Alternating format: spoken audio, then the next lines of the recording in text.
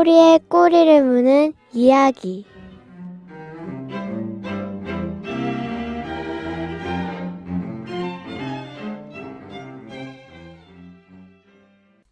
애청자 여러분 평안하십니까? 꼬리에 꼬리를 무는 이야기 김영보입니다.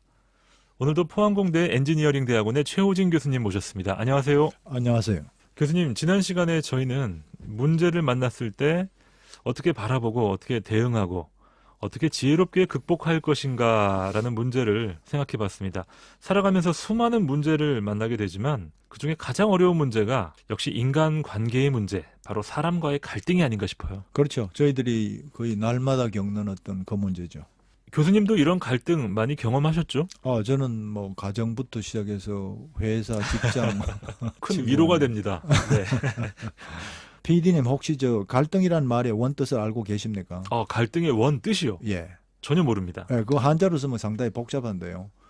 그걸 갈등을 한자로 쓰면 칡과 덕나무란 말입니다. 아, 그래요? 예, 둘 다 칡과 덕나무는 이거 시골에 살아보면 아는데 그저 서로 엉키는 겁니다. 대단하죠. 예, 그럼 풀기가 아주 힘든 걸 갖다가 갈등이라고 얘기합니다. 그런 놀라운 의미가 이 원어 속에 담겨 있는지 몰랐습니다. 갈등을 이렇게 보고 있으면 갈등을 풀 수도 있고 더 맺히게도 할 수 있습니다. 그렇죠. 저는 개인적으로 겪었던 게 사우디 있을 때 일입니다. 2001년 정월에 9.11 사건이 일어났지 않습니까? 9.11 일어났고 3년 뒤에 미국이 이라크 침공을 시작했습니다. 예.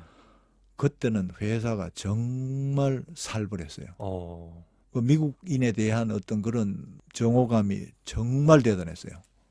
실제 사건도 있었고 엄청나게 많은 사람도 죽었고 미국인들은 시내 활보를 못했어요. 희한한 게 오바마 대통령이 딱 당선이 됐지 않습니까? 하루아침에 분위기가 달라지는 걸 제가 봤어요. 그래요? 예. 미국에 대한 어떤 그런 좋지 않는 감정이 완전히 반전되는 걸 봤어요. 그래서 제가 이런 갈등이라 하는 걸 보고 있으면 한 사람이 그거를 풀 수도 있고 갈등을 갖다 해결할 수 있구나. 저는 그렇게 생각을 했어요. 네. 그 시작이 그리 대단한 것이 아니기 때문에 그렇죠. 의외로 쉽게 풀려버릴 수도 있는데 그렇죠. 문제는 그것을 걷잡을 수 없이 꼬이게 만드는 그런 사람의 욕심, 부질없는 자존심이 아닌가 싶어요. 그 문제를 가보면 인간과 인간과의 갈등이 거의 대부분입니다. 그렇죠. 이익 집단도 마찬가지고. 맞습니다. 갈등이라는 게 우리 한 개인이 풀 수도 있고 맺을 수도 있다. 네. 저는 그렇게 생각합니다. 갈등은 아주 작은 차이로부터 시작이 돼서 계속적으로 확대 재생산되다가 나중에는 결코 돌이킬 수 없는 분쟁으로 치닫게 되곤 합니다. 성경에도 갈등에 대한 이야기가 수도 없이 많죠. 성경에는 직접적인 언급도 나옵니다. 예를 들어서 갈등이 존재하는 이유를 먼저 한번 생각해 봅시다. 갈등이라 하는 게 물론 어느 집단에서든지 반드시 있기 마련인데 그 갈등을 어떤 시각으로 보는 게 이게 중요합니다. 전도서 27장 7절에 보면 이런 말이 있어요. 철이 철을 날카롭게 하는 것 같이 사람의 그의 친구의 얼굴을 빛나게 하느니라. 희한한 말이 있습니다. 네, 책 제목도 있더라고요. 우리가 생각했을 때는 갈등은 우리를 괴롭게 하는 거라 생각하는데 반드시 그렇지는 않아요. 사실은 우리가 철을 사실은 쇠를 날카롭게 갈락하면 쇠가 쇠를 갈아줘야 되거든요. 그렇죠. 이게 강한 놈이 강한 놈하고 부닥쳐야지만 이게 날카롭게 되지. 예를 들어서 고무하고 갈아봐야 안 되지 않습니까? 다이아몬드를 자를 수 있는 것은 다이아몬드밖에 없다면서요. 그렇죠. 그래서 우리가 보는 시각을 바꾸자고요. 우리가 반드시 물론 갈등이 안 생기기를 원합니다. 사실 갈등을 좋아할 수는 없는데 맞습니다. 그 갈등이 있을 때 그 갈등을 우리가 어떤 시각으로 보는 것인가 엄청나게 그 후에 일어난 일을 물꼬를 다른 식으로 트는 겁니다. 역시 이번 주제도 관점이 참 중요할 텐데요. 그렇죠. 자, 갈등을 어떤 각도에서 바라볼 것인가, 조금 다른 각도에서 본다면 예상치 못한 새로운 해결법을 찾게 되지 않을까 싶은데요. 제가 개인적으로 겪었던 것 중에 하나는 제가 미국에서 대학원 첫 학기 중간고사 시험을 준비할 때였습니다. 대학 졸업 후 3년 이민 준비 등등으로 해가 시험을 한 첫 번째 오래돼가지고 네. 거의 엄청난 압박을 받고 있었어요. 영어의 부담에 학교 생활 적응 진짜 힘드셨겠네요. 그리고 앞으로 어떤 미래가 닥칠지 그렇죠. 등등 해서 굉장히 힘들었어요. 그러고 있는데 1년 선배를 만났는데 그 선배 얘기가 요즘 어떻게 지내시냐고. 예. 그래서 제가 이거 힘들어가 죽겠습니다. 이랬더니 지금은 그 시카고에서 아주 엄청난 인베스트먼트 뱅크를 하는 사람이 있어요. 그분이 이렇게 저를 보더니 미스터 최, 지금부터 미국 와서 사니까 당신이 말 한번 바꿔볼래?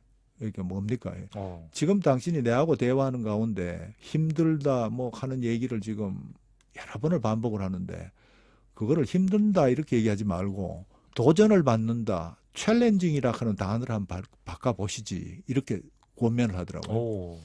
근데 제가 그 말을 듣는 순간에 제가 마음속에 가지고 있던 시험이라는 어마어마한 갈등 속에 있던 게 다르게 보이기 시작했어요. 그러네요. 예. 음. 이건 제가 그 후에 아직도 제가 그 기억 속에 남아있는 단어 중에 하나인데 정말 우리도 잘 쓰지 않습니까?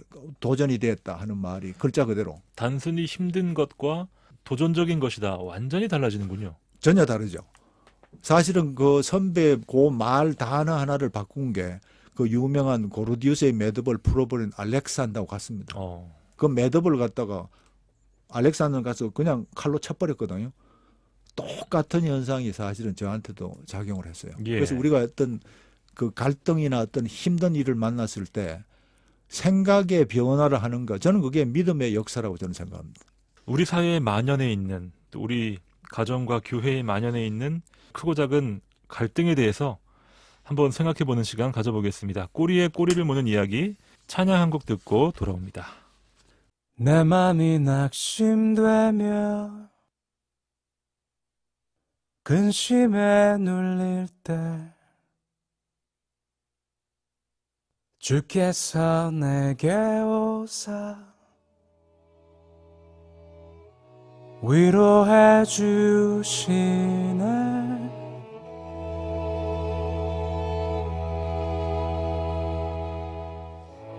가는 길 캄캄하고 괴로움 많은 날 주께서 함께하며 내 짐을 지시네.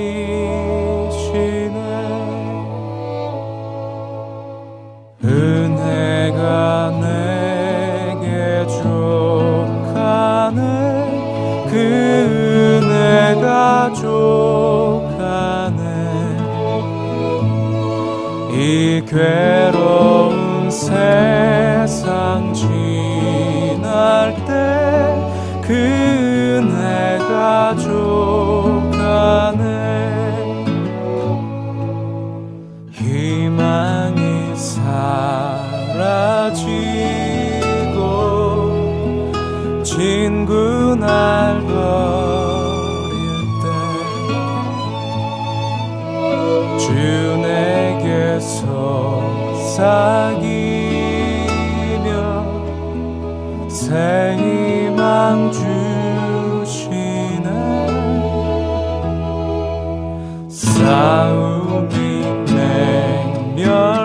맹렬하여 두려웠던 때에 승리의 왕이 되신 주 음성 들리네. 그 은혜가 내게 족하네. 그 은혜가 족하네. 이 괴로운 세상 지날 때 그 은혜가 족하네.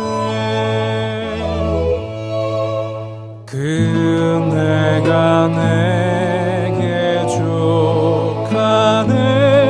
그 은혜가 족하네. 이 괴로운 세상 지날 때 그 은혜가 족하네.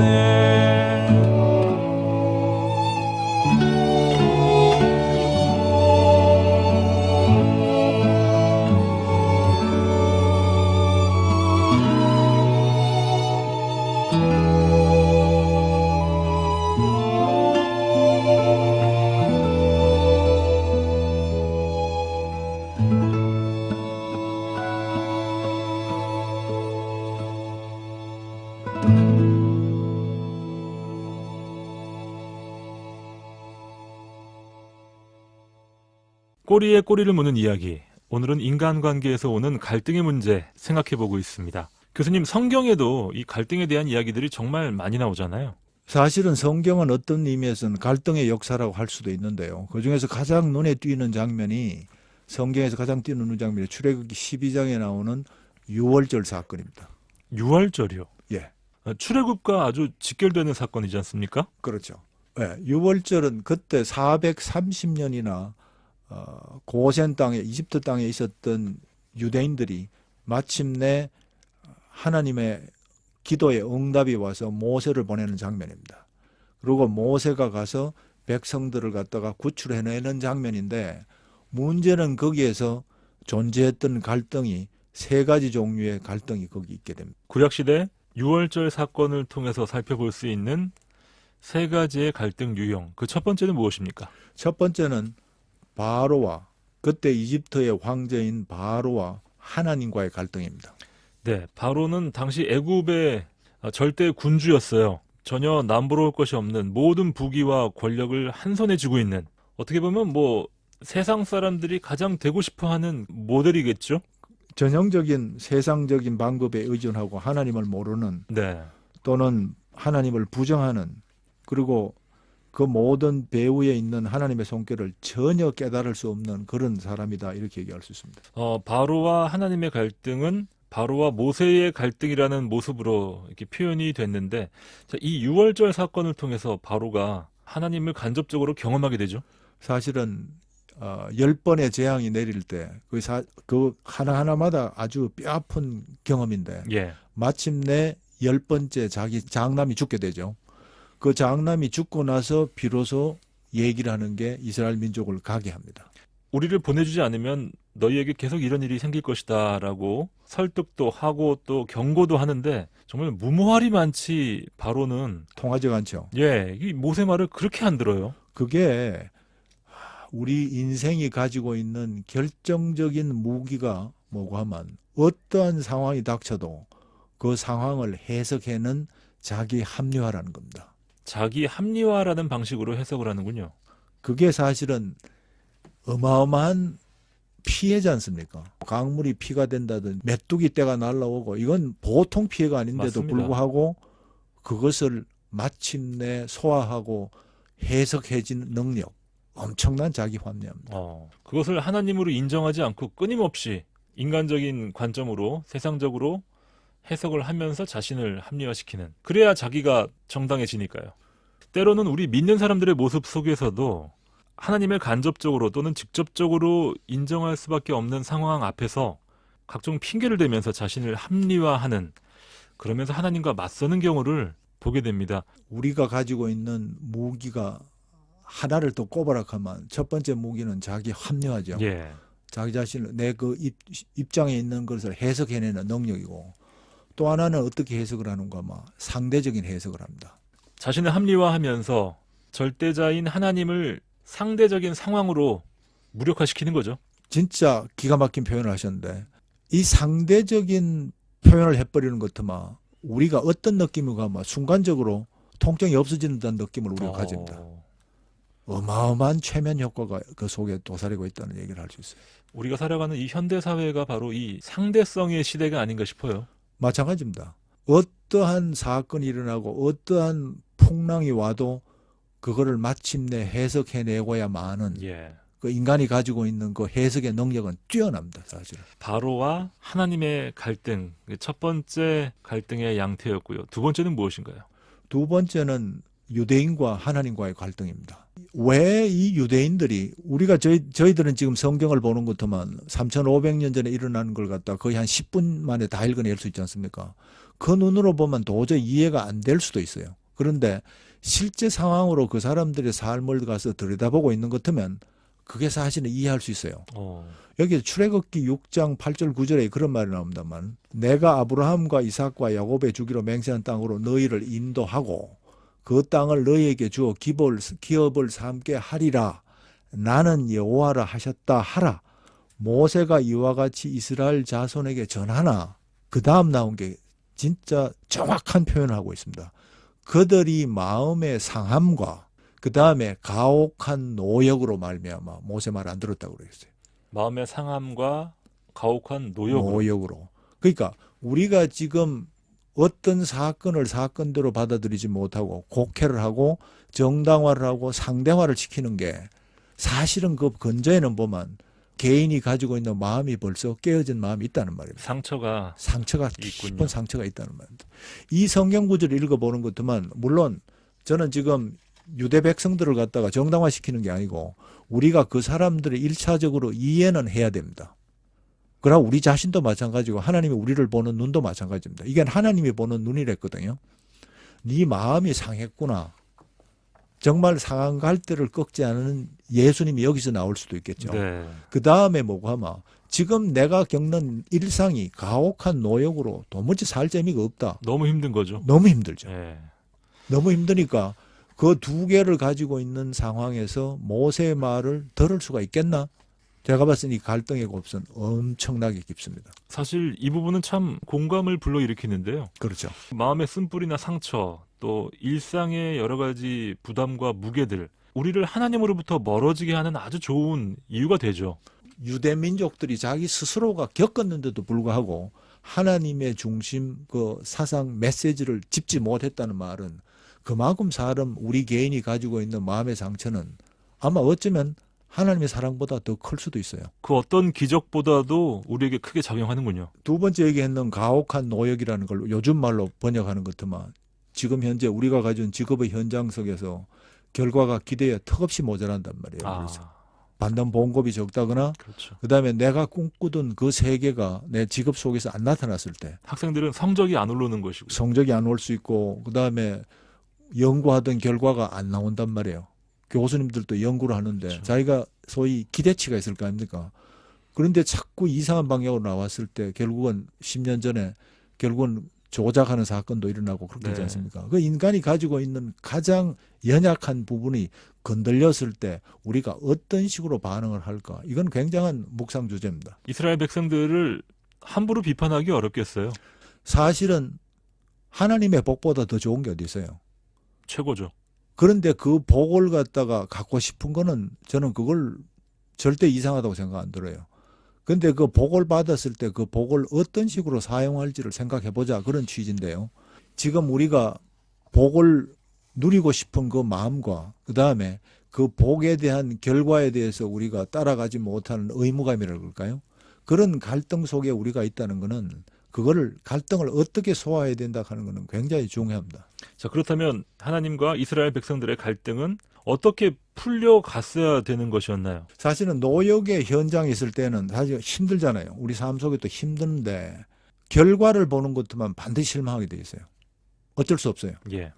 그런데 결과만 보지 말고 한번 이런 시도를 한번 해봤으면 좋겠어요. 그게 뭐고 하면 내의 기대치를 한번 낮출 수는 없어요. 그거는 제가 봐서 우리가 할 수 있는 몫이 아닌가 싶어요. 내 기대치를 한번 낮춰보는 거. 우리는 언제나 남과 비교하기 때문에 그게 참 힘든데 그렇죠. 비교를 포기한다면 가능하겠죠.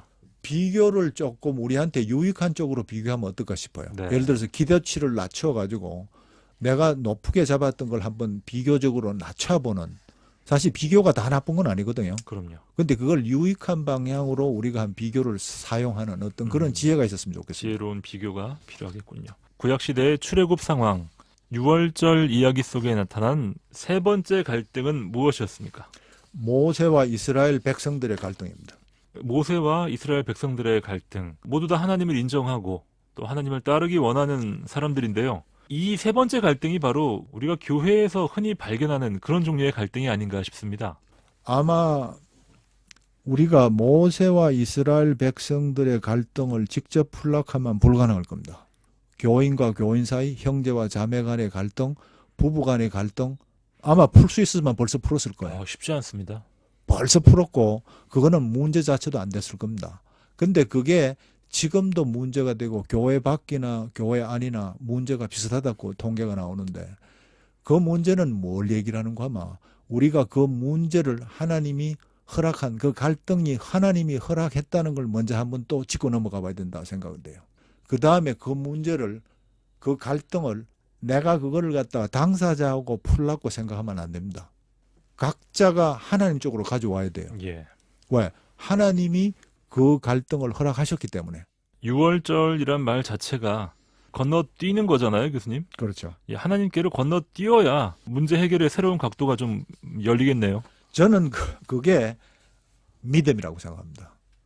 지금 결국은 소위 영적인 크로스오버 유월절이 일어나야 되잖아요. 예, 예. 내가 내 이웃과의 갈등을 갖다가 풀라 그러는 것 같으면 그걸 뛰어넘는 하나님 쪽으로 오는 유월절이 있어야 된다고 생각합니다. 그거에 아마 유월절 사건의 핵심이 아닌가 보거든요.